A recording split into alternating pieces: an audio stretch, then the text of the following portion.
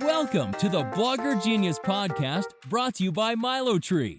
Here's your host, Jillian Leslie. Hello, everyone. Welcome back to the show. I wanted to start by saying that building a business on the internet is a journey. So, for example, David, my husband, and I started our first business, Catch My Party, in 2009, and we grew it, and it's still going, into the largest party ideas site on the web. And then, because we needed to grow our own social media followers, David built MiloTree, the pop-up that grows your followers on Pinterest and Instagram and YouTube and Facebook and your email list and all of that. We built it for ourselves, and then we rolled it out as a separate business because we thought other bloggers and online entrepreneurs could get value out of it. So boom, there we started our second business. And then to put a human face on MiloTree, which kind of looked like a cold app, I started the Blogger Genius podcast, where I interview the best experts, online experts, successful entrepreneurs to really figure out what's working now in online business. And from this, David and I, given all of our experience, started coaching. And so we have a 6-week coaching group, and we have a membership. So once you finish the 6 weeks, you can join our monthly membership. And in the 6-week program, we get to know you so well, and we help you build your business in real time. So we do live Zoom calls every week. We give homework every week and hold you accountable. Not only that, but we know all about your business. We know all about your website. We are constantly giving you personalized attention. If that feels interesting or something you'd like to participate in, please head to MiloTree.com/group, and you can read all about it. Our new group is starting August 4th, and I'd love to actually get on a call with you to talk to you about it. Just a free call to give you some insight. I want you to send me your website so I can take a look, give you some pointers, and see if it's a good fit. If that's interesting to you, please reach out to me at Jillian@MiloTree.com. I've got one of my favorite guests on the show today. It is my friend Kate All from Simple Pin Media. I've known Kate now for years. This is her third appearance on the podcast. And what I love to do is to check in with Kate to talk about what is working on Pinterest right now. Pinterest is a huge traffic driver for all of us. I feel like Instagram seems really sexy, but Pinterest is like that good boyfriend that shows up for you and is kind of like a slow burn. We talk about this idea that Pinterest wants new content. What does that mean? How do you share those pins on, say, a scheduler like Tailwind?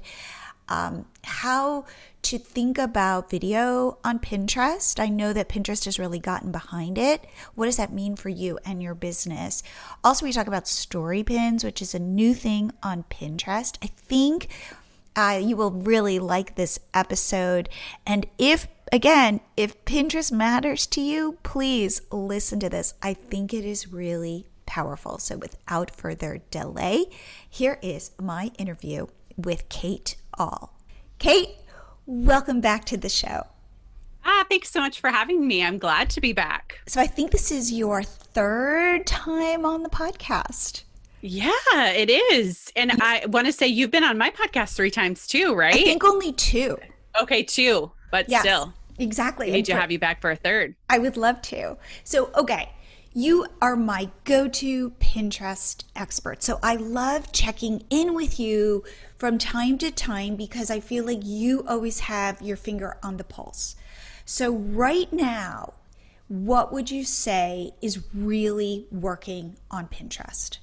Okay, right now, I'm going to say that new fresh pins are working, and this could be a fresh pin is defined as a new image. It can be an old URL or a new URL. So that doesn't necessarily have to be it's today's new post or new product. It can just be a new image that's attached to a URL. We're seeing Pinterest put these in the search feed. We're seeing them put them in the main home feed. And they're really asking us for more of this to make Pinterest really diversified. Now, that being said, too, with seeing some of the new stuff, we are seeing still the older stuff still do well. So just note that it's not 100%. And your algorithm, too, how you interact with your main home feed could be different, too. So all that to say, fresh pins are good, new images are good, but don't neglect the old stuff, too. So then, do you recommend? So I was just actually we do a coaching group, and I was talking to them about Pinterest, and we were talking about repinning.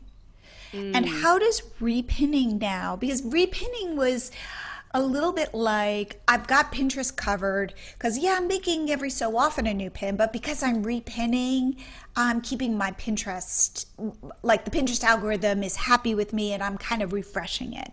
And then Pinterest, came out and said, no, guys, we really want new content, new pins. So how would what is your advice on repinning? Is that dead? Well, this is such a great question. Actually, it surfaced in my membership group last week about Pinterest using certain terminology, Tailwind using certain terminology, and the creator community using certain terminology. And there's a lot getting crossed, right? So I'll do the definitions first. Fresh pin can only be that first pin. So when it hits the platform, that's a fresh pin. Now, even though that's technically a new image, the subsequent pins, like let's say 2 through 9 that go to different boards, if you schedule those through Tailwind or you schedule from your site, to add them to Pinterest, we like to call those new pins. They're new pins. They're not the fresh one. So this gets a little bit confusing, but it's a newer pin. Now, a repin is simply when you hit the save button on Pinterest and you repin it to another board. And I think when Pinterest says, hey, we don't want you to repin the same pin over and over, we hear that and we're like, oh, does that mean we can't pin this new, after I put my fresh image out there? Doesn't mean I can't share the same one again. And it doesn't mean that. It just, our terminology is getting crossed. Okay, wait. And so I think it's, let me say it back that was to you. confusing. Let me say it back to you. Fresh pin. Let's say I have a brand new blog post.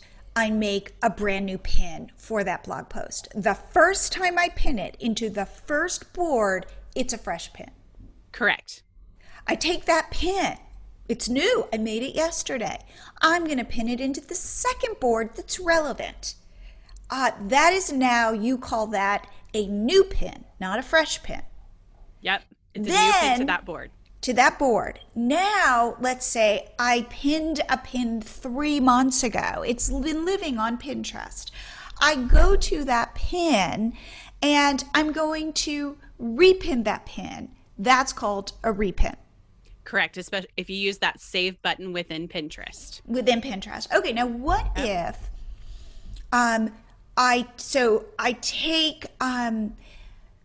does it matter if I'm repinning a pin that is 3 months old or 3 years old? Is Pinterest going to, do you think, and I know it's not like the Pinterest people come and call you up and go, here's how the algorithm works, but do you think that repinning that pin from 3 years ago doesn't have as much juice as repinning the pin from 3 months ago? I don't think so much time matters as much as relevancy, because we still see some of these older pins from 3 years ago doing really well. So what we tell marketers is when it comes to repinning using the save button on Pinterest, don't worry about that. That's what a lot of pinners do. That's how their ecosystem works. And Pinterest has said, let the pinners do the repinning. What we want you to do, creators, is add fresh and new content into the platform so that the pinners have something to choose from. We don't want it to get stale. Mm-hmm. So that was 3 years ago. If you're using the same image, just think of it like a new pin again. It gets its own new URL, right? But if you create a new image for that 3-year-old pin, then it becomes a fresh pin. And so it's a little bit confusing, and a lot of people hear that and they think, well, I'm scheduling out my pins to different boards. Is that okay? Absolutely. Pinterest just doesn't want you to do, 100 times a day of the same exact pin over and over and over again. They're like, that's just too much. So get a variety for your audience, get some new fresh pins into the rotation, and let your audience do the repinning for you. Now, what So you about don't. this? What about this? I'm on, Mhm. okay, so we on our blog have a little pin it button on every image. If I Yes. am pinning an image that I had pinned previously, but now I'm doing it from my site versus being on the Pinterest platform with that same image, pressing the save button there, is that considered the same sort of repinning? No, because it's from your website. Ah, so it's better than if I'm going to reshare a pin that I've pinned previously to do it from my website rather than do it from the Pinterest platform. Correct. Pinterest has been very specific about that too. They've said use a third party scheduler like Tailwind or use the Pinterest extension button to pin from your website. Got it. Okay. Well, this is thank you for Yeah. defining these different terms and different scenarios. So the best is fresh content, brand new first board. The second is quote unquote new content, which is that new pin in different boards, let's say. Or would you say that's also pinning again from my site an image that I might have pinned previously? And then the third would be being inside Pinterest, like saving it again and again to different boards or even the same board. Is that, Right. am I getting Yeah, that correct? 100%. And if a good rule of thumb for any marketer to remember is don't worry about the repinning piece, just don't worry about it. So then you always want to pin using Tailwind or from your website. If you do that, you're good to go. Got it. Okay, so then this is my question. I create a new blog post. And what I am kind of counseling people, and again, this is completely, I don't know this, is I'll say, you know what? When you create a piece, a new blog post, create 3 pins for that blog post. Because that way you've got this storehouse of fresh content around that piece of content, that blog post.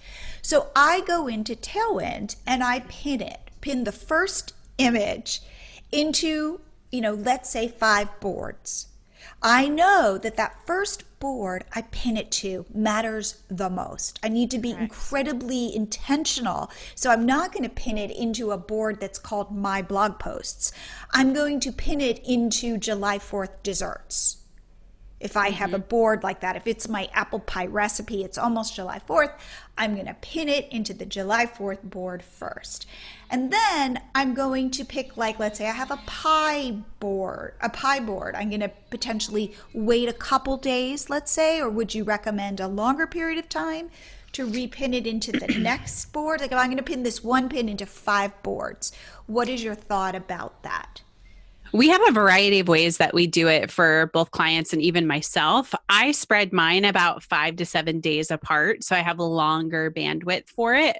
But we also, for some of our clients, because they're creating so much new content, we have to get it out quicker. So I only post 1 time per week. We have some other clients that post 5 times per week. So in them, we would probably do 48 hours apart just because we need to keep that going because they just have so much. But now, okay, so let's go back to my July 4th apple pie. And I've created 3 pins. So I've now scheduled the first one. Let's say I'm going to schedule it into 5 boards, maybe every 5 days, 5 to 7 days. Now I've got my second pin. Do I want to hold off on starting that one going?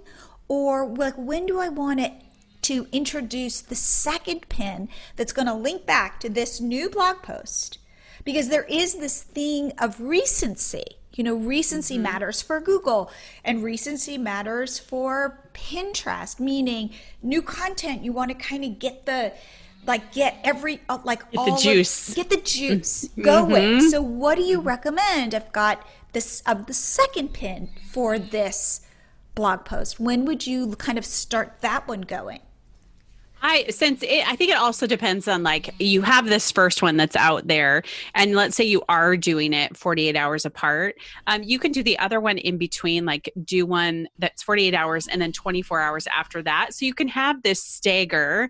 The important point being is that how quickly do you want people to engage with it? If it's something that's evergreen that kind of go throughout the year, Or if it's your apple pie and you know you only have so many weeks, I would back up from that and then try to figure out how you could stagger it in there. And if you want more time, more traffic to it. The important point to remember is that you pinned that first one right away. That's great. So these other ones you get to choose to drip out. And I feel like we need a diagram for this, like on the wall to like draw things. So Totally. if it were me and I was doing, let's say, for example, that first pin went every 4 days. Then let's say I pinned it on a Monday. The second pin I would probably start pinning on a Wednesday. And then I would probably start pinning that other one maybe on like a Friday or something like that. So you have these different times that it's hitting the platform, and it's not, and since it looks different too, I think that's also really important too, is that it's not going to annoy the user if they see it and go, oh, this is the same pin. Got it. But you don't know whether it like, so that's interesting because that was my first instinct. I was saying, start your first pin, let's say on a Monday, and let it kind of go through its cycle. And then maybe start your second pin on the next Monday or the next Monday, just so that they are still bringing the juice. It's not like I've waited a month to launch my next pin, but they're not just like on top of each other, but there is like a little bit of breathing room, but you're still building that, momentum. Like one thing that I know is Google isn't just looking at the new blog post. They're also looking at the signals that new blog post is getting on Facebook or on Pinterest. Or so in a weird way, you want to, when you launch a new blog post, share it everywhere. Get people to share it because it's a signal to Google, hey, this is interesting content. People are really engaging with it even on these other social media platforms. It's not just within the Google ecosystem. Google's picking up signals from all the other platforms to say, oh, we're going to give this a little bit more weight. Yeah, I agree with that too, for sure. And actually, as you were talking, I was thinking about an example for us that would also apply to some of your older content, that if you go and update an old post, you write it and you're trying to optimize for Google too, what you can do is then create a fresh image, share that to Pinterest to try to start to drive this new traffic. And what we've found is we just started implementing UTM tracking pretty aggressively on my site over the last 6 weeks. And what we found is that every time we updated a new image for an old piece of content, and the reason we did that was because this old image on Pinterest and even on Google just didn't really take off, but it had really valuable information. So we updated it, updated the image, put it on Pinterest, put a UTM code with it to see, did a fresh pin actually get clicks? Because I think that's the biggest question we've been trying to ask. And what we found is it did, and it rose to the ranks in Pinterest pretty quickly.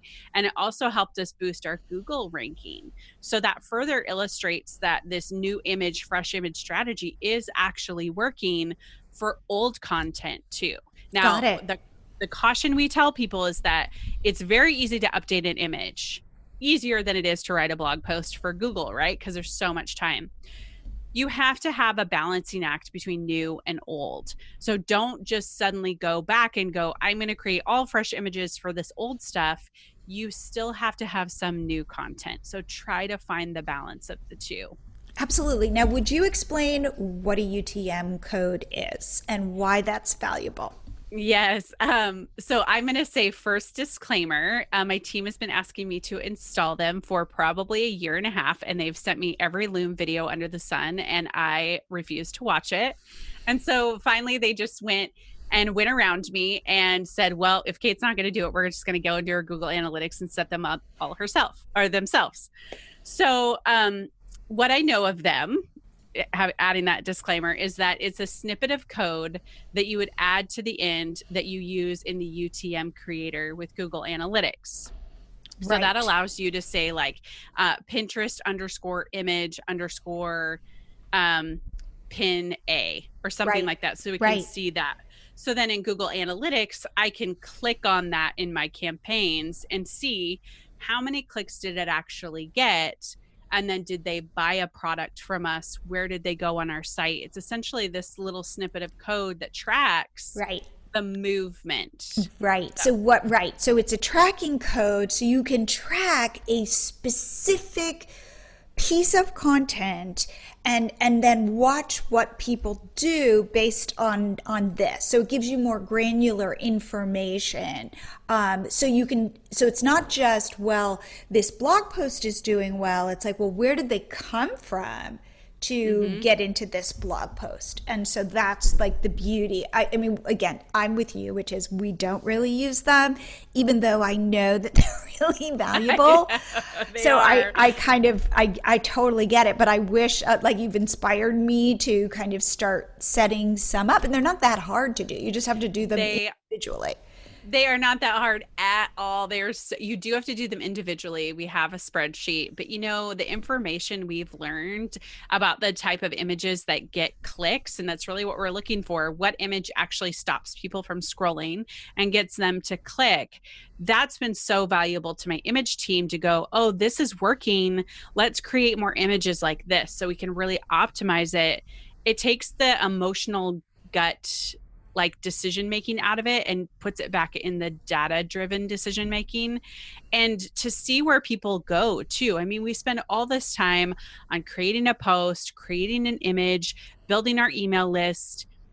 To really not have the data and the information about what truly happens is a really big part that we're missing. And once I saw it, I was like, oh, 13 people clicked on this particular opt-in that I've had going for years, join the email list, and then join my collective. It was like, I didn't even know that was possible, but I got to see it with the UTMs. Absolutely. Okay, so if you're interested in learning more, go to Simple Pin Media because you have a whole teaching session on UTM. So I might be doing that after we get off this call. I wanted to take a quick break to talk about MiloTree. This is the pop-up that David and I built to grow our social media followers and our email list for Catch My Party. In fact, if you go to Catch My Party, you can see it in action, and it really works. If you've got traffic to your blog or your website, you can install MiloTree and it will pop up and it will ask your visitors to follow you on Instagram, Pinterest, YouTube, Facebook, join your email list, or you can customize where the pop-up leads. So you can lead it to a sales page or an affiliate, anywhere.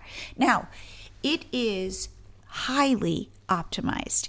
A lot of times WordPress plugins, they get a bad rap because a lot of plugins slow your site down, but we have optimized it like crazy. Now, remember, we eat our own dog food. What I mean by that is we use MiloTree on Catch My Party. We monetize Catch My Party via ads. So if ads is a big way you monetize, you do not need to be afraid to put MiloTree on your site. It will not affect your site speed. And because we have different ways that you can set it up, it will not affect your ads. For example, if you don't want it to show anywhere near your ads, use our new exit intent functionality. This means that people can come to your site, see all your ads, see all your content, and then just as they're about to leave, it will pop up and remind your visitor to follow you or subscribe to your list. This is a new thing we've rolled out. And we did it so MiloTree will play even better with people who rely on ad networks. Now, ad CPMs, the amount of money that brands pay you to run ads, has dropped since this weird time of COVID. Therefore, getting followers and subscribers is even more important. We are relying on that more. We are selling to our email lists more. I recommend you do the same. I've done some great podcast recordings about the importance of your email list, which is something you can own. So if you've not tried MiloTree, if you have traffic to your site and you've not tried MiloTree, I really recommend you do it. You get your first 30 days free, so there's no risk. Even if you've tried it, come back, try it again. Because again, it's a pop-up that plays well with others. It's not obtrusive. We've optimized it for GDPR. We've optimized it for Google. We really try to take all of that stuff onto our plate so you don't have to worry about it. And the best part is you can set it up in literally 2 minutes. So again, pause, head to MiloTree.com, sign up for your free account, and start growing your business while you sleep. Okay, now back to my interview. I'm optimizing a static pin. What have you discovered I need to have on my static pin in order to get clicks to stop the scroll? I think one of the first things is going to be the title. And a lot of people think that they have to use the title of the product that they have or the title of the blog post. And that's really doing them a disservice. What you want to do is talk about, let's say, our templates. We have Pinterest templates that we sell now. And so what we figured out is if we put the words high converting templates on there, if we put a number on there, 30 high converting Pinterest templates, and then we have a small button that's a call to action, learn more, get the templates, to where people can see what it is and then they go to click on it because that button, it feels like a button. It's a natural response. So we've seen this whole use of buttons and arrows be very, very influential in getting the pinner to stop and take note, to where they're going, oh, how's this going to serve me? And that's another thing I tell people is when you're thinking about what to put on your pin, people don't care about the title. They care about how it will impact them. And granted, it's really hard. It's really hard to talk about how like a vegan mac and cheese is going to impact them.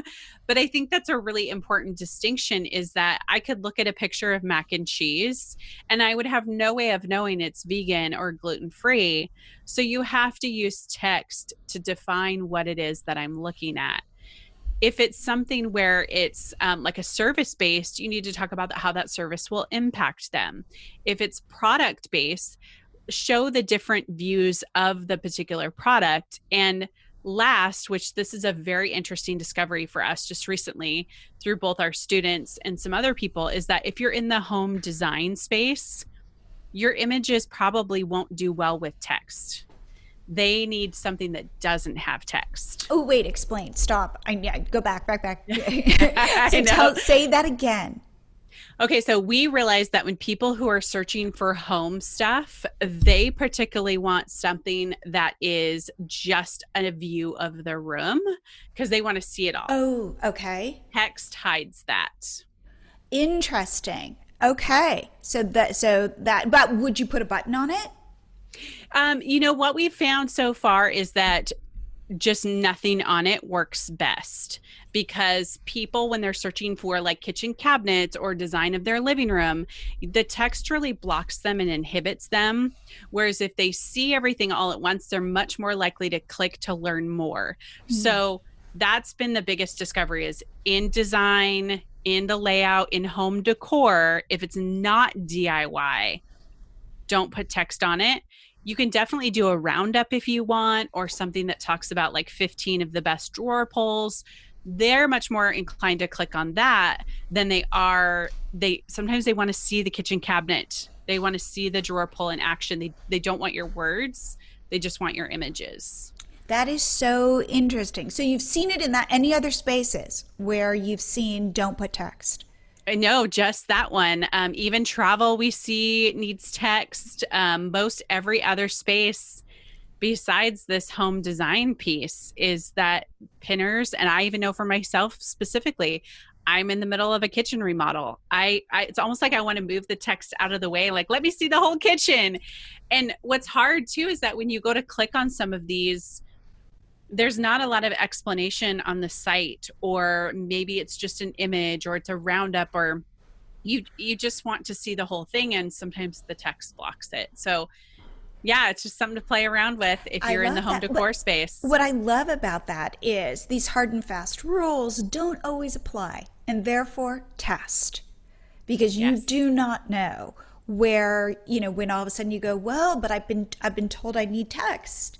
And then all of a sudden you don't do text, and then you get results. So always, it's like taking everything we're saying with a grain of salt, because you need to test it in your own business. And don't be afraid to say, well, wait a second, on this one, I'm not going to follow the rules. See what happens. Especially if it doesn't take that much effort to go create another pin.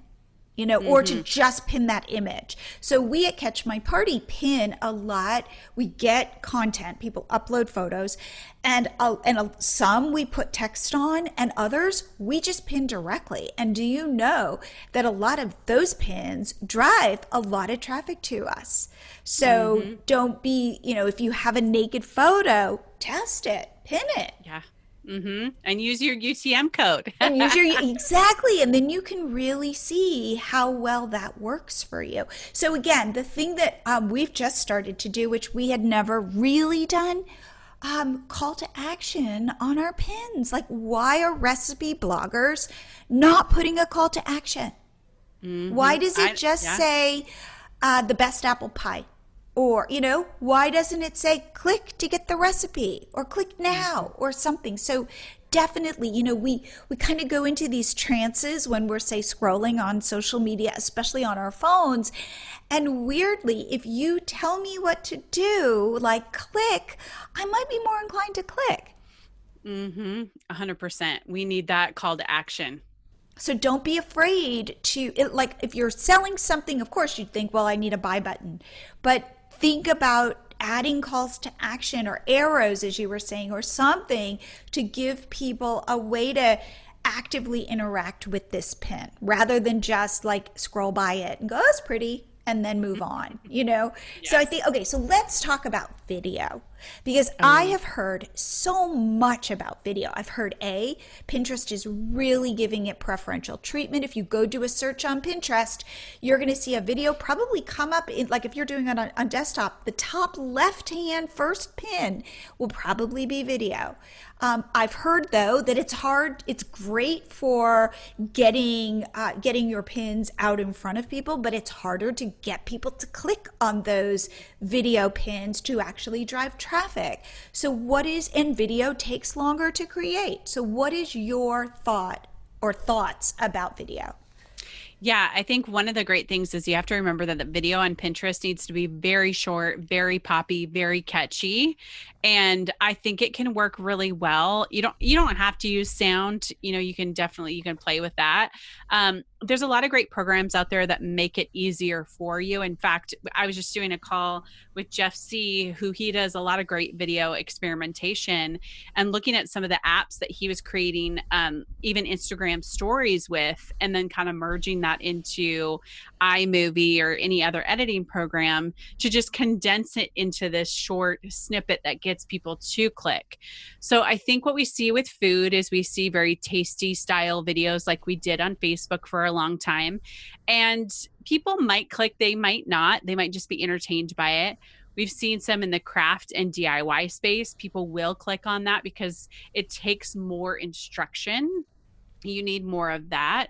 And then other videos that we've seen do well they're not necessarily videos. They're like an animated GIF, and that's what you can do in Canva. And for some people in the design space, again, that's also good because there's no text and you can see these rolling images of living rooms or pools or anything like that can do well. And they are popping up in the feed. So we see video definitely popping up. It also depends on what you search. But video on mobile will show up at the top right away as ones to choose to watch. So I think it's like this all-in-one integration of like, okay, we're going to take static pins, we're going to take video pins, and we're going to mash them up together in the same feed. And then we're going to let the user give us signals. Do they want more of these? Do they want less of these? So there really isn't this way to make a blanket statement to say X number of videos will end up in your feed. You might end up engaging with a lot of them. I see video pins all the time because I've engaged with them. But other people who aren't interested or keep passing them by, Pinterest is going to go, oh, you're not interested in these. Maybe unless they're a promoted pin or a promoted video, that might be the only time you see them. Interesting. Okay. Because I was at a conference, I want to say maybe the Ad Thrive conference, and Enid from Pinterest was there saying that Pinterest is really pushing video. And do you still feel like they are pushing video? Yeah, I do. But They just launched story pins. I saw this that last week. Okay. So we have heard rumblings that they're going to put even greater push behind story pins. Okay, so can you explain the difference between a video pin and a Yes. story pin? So a story pin right now, especially in North America, is a image that just can be tapped on to, I think you can do 1 to 19 frames that describes a project or showcases different views of the product. It is not linkable. So isn't it like a carousel? It's kind of like a carousel, but it looks different. They call them cards. So it looks like these different cards that go through, and it even looks very similar to Instagram at the top where you can see where you're at, but it does not automatically move like Instagram stories do. So that's the difference there. It does not link. So You if you're an can't link Instagram, it. You cannot link it to a product or a blog post or anything. They're just kind of correct. living, almost like these little islands on Pinterest. Yeah, exactly. So, and then at the end, it prompts the user to go to the profile. So this could be, is there's a few things that are happening. One, I want to also mention for those that are international people that listen to your podcast, international users of Pinterest, there is a rumor right now that you do have the ability to link. If you do, go crazy. You do not have that ability in North America.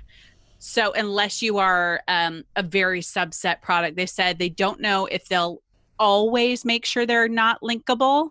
But for right now, they're going to keep it very specific to only a few industries. And I'm pretty sure you would probably have to pay for it. Okay, so So explain the use case of the story pins. okay, so our promoted pins director, Erin, she was actually in the beta group for both the first round of story pins and this last round. And she gave me a great idea because I was super down on story pins. I thought they were the dumbest idea ever. But she said it's a really good way for bloggers to tease out a future project without creating the blog post. So she said for her, and she deals in the plant space, indoor plant space, she won't put anything on her blog that's not indoor plant related. So if she wants to tease out doing something that might be outdoor plant related or it's something else, she can still show her expertise in gardening and with plants, but she can create a story that walks through how to plant an artichoke. We're just use that example in the stories, but it doesn't live on her blog. Or if there is an idea for an indoor plant that she would like to do, but she's like, I don't know if I want to spend the time to write a really long blog post, I can just take images, I can take pictures, put that into a story pin and see, do people actually engage with it? And there's little emojis and you can get stats about how many people saw it because impressions is really what you're going on here. And she has seen that she will get a lot of impressions on certain ones. And that gives her an indication, oh, I'm going to create a blog post for this. Got it. So she's using it for testing. Now, let's say like I'm a 25-year-old just living my life in New York City. Why would I ever want, I'm not a content creator. You know, I post on Instagram and I love doing Instagram stories so my friends can see them and whatever. What would inspire me to do a Pinterest story? Great question. I actually think this is one of the biggest reasons they pursued it was because they realized a lot of millennials and even Gen Z don't have a blog. A blog is a little bit of the Gen X and even the later age millennials, whereas a lot of the other ones really live on social. And so this gives them an opportunity to share about the projects they're doing without having to be committed to a blog. Got it. That makes sense. Okay, that definitely, I get that. Especially because I'm so focused on living in my blog and that everything comes off of that. That makes sense. Okay, so story pins, that's an interesting thing. Now, how would you say story pins play out with video? Like, meaning if you were to prioritize, where are you putting your energy? That's such a great question. So for me, video is a future dream It's not something we can prioritize right now. So story pins might be easier for us to do and really digest. And so we could play around with them and see what kind of interaction we get. And we have we did a podcast last week. So we have a story pin template that we're giving people to start with, because you have to use their fonts and their sizes. The sizes are totally different than a traditional pin. What are the sizes? Are they bigger? Are they They're longer. They're Okay. longer. Yeah, I have it up right now, actually. And without even knowing we were going to talk about it. That's so funny. So one of the things I will read off really quickly is the size is 900 by 1600. Ooh, okay. So it's a little bit different than normal. And you can see in the blog post, we showed examples of what each one of them will look like and how we would use it. An example for us would be like 9 steps to set up your Pinterest settings the right way. But then we also have a tutorial of this video on the site. The video is not designed for Pinterest. So like it's a long form video, it's the settings and everything. Story pins could lead into long form video that you have on your site if you're doing that. Whereas video, I think, is really good for explaining something differently. And again, there's people who want to lean in really hardcore to video, and there's people who are going to want to lean into stories. I would say both right now are equally weighted.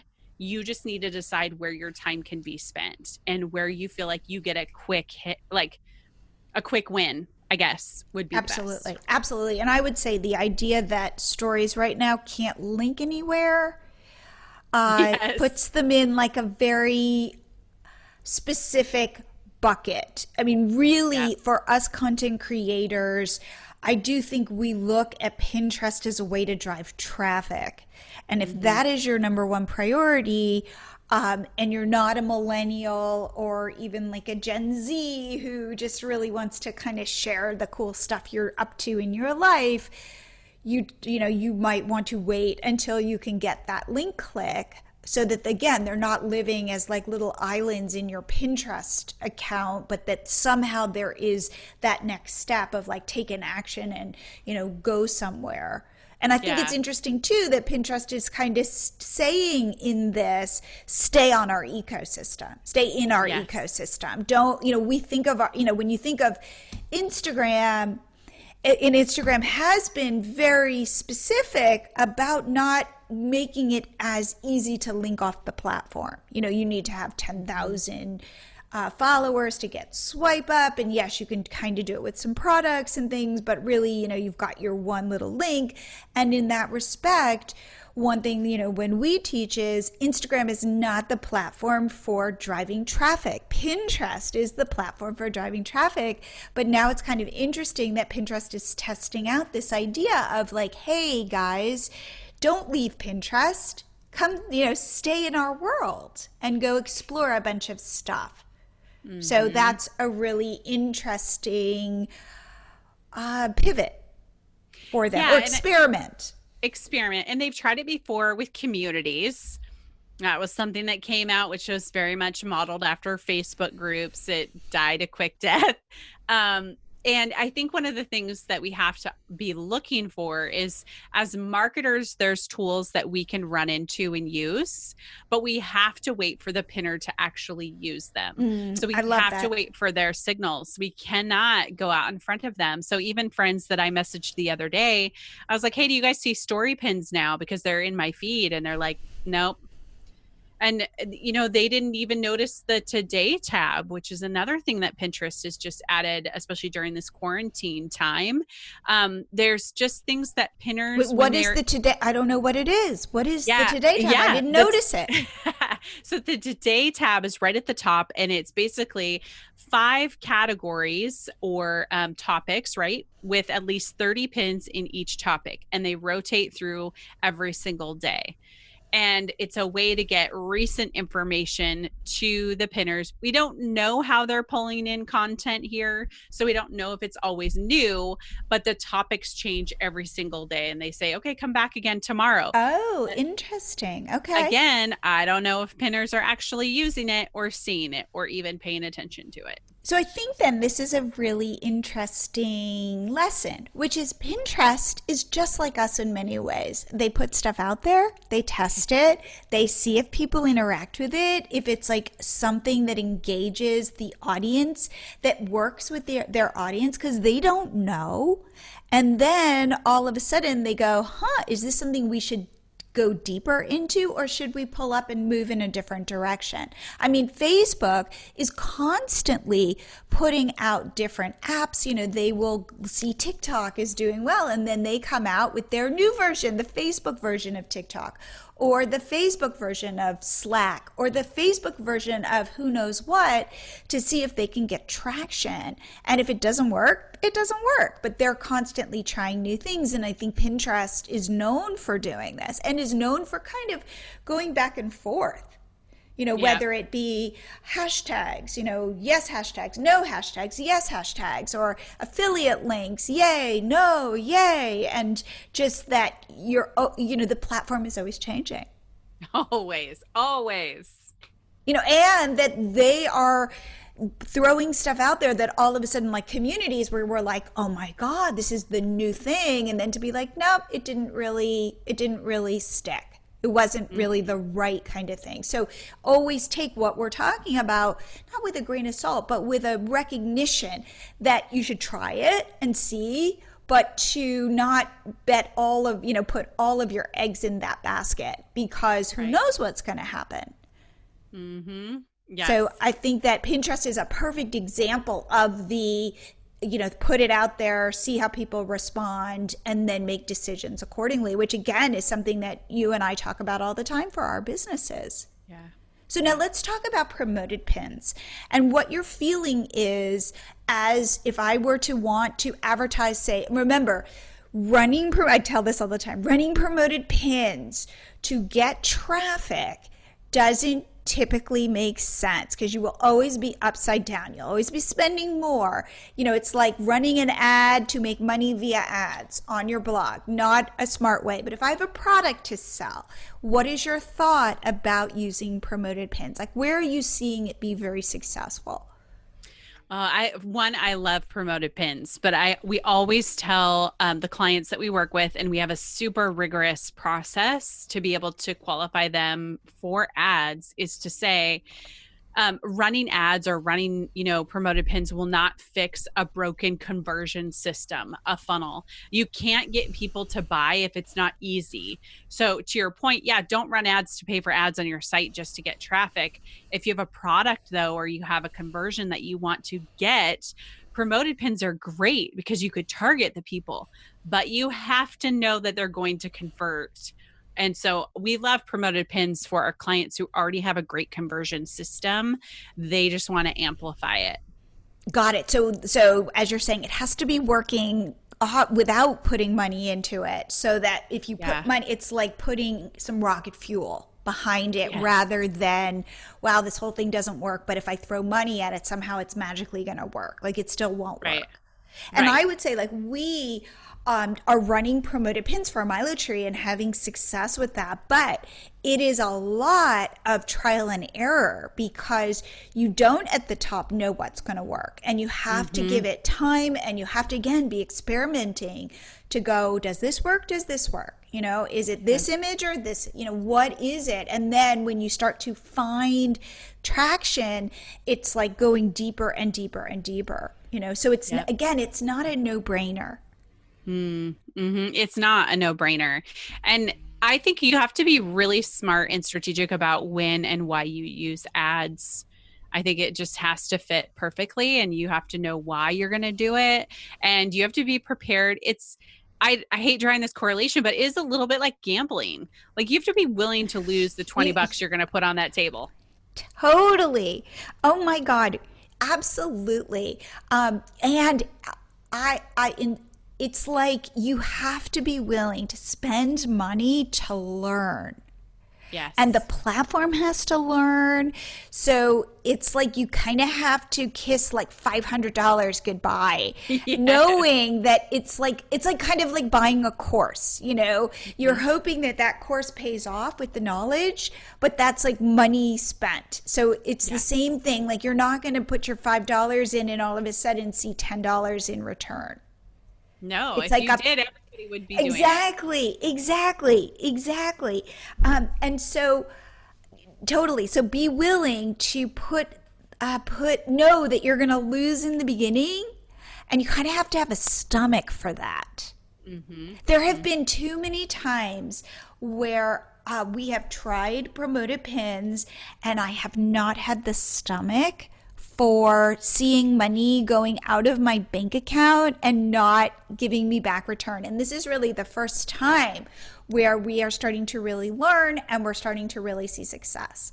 So know that before you go, like it's not the easy win that it seems like it could be. And you're probably better off at this point taking that money and hiring somebody to help you make new content, new pins. Fresh content, you know, so think about like, where is that money best spent? And you don't, and you know, if you're going up against like, say something like Away Luggage, like they've got a whole team in place to optimize their ads and to figure out how to make this work. And if you're a one person operation, it can take you a lot longer.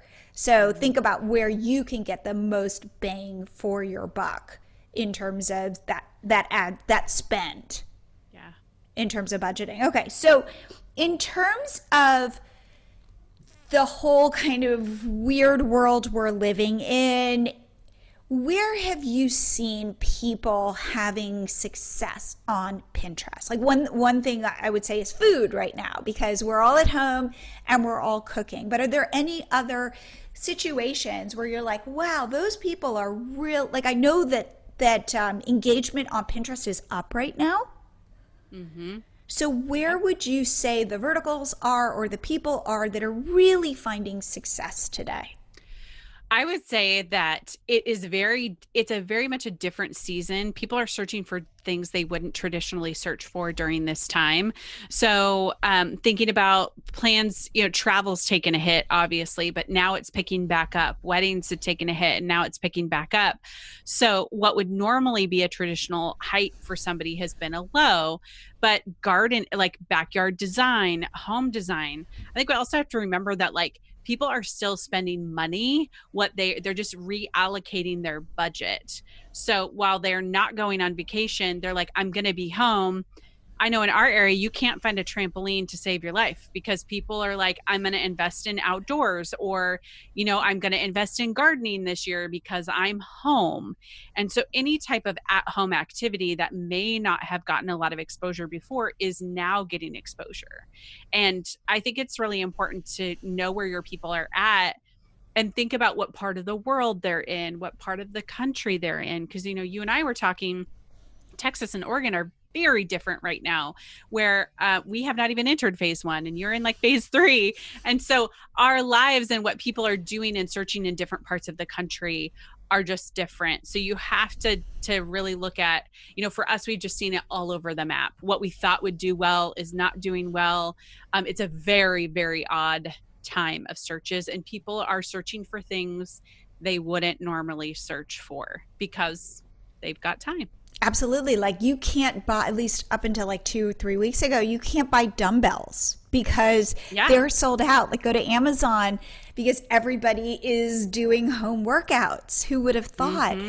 For Catch My Party, our traffic dropped something like 67%. Because guess what? We're not planning parties. Now, what we did and have had some success with it is lean into this idea that even though we are at home and we're trying to have social distance, first of all, for us, it was how to throw a virtual party. And that has done really well for us.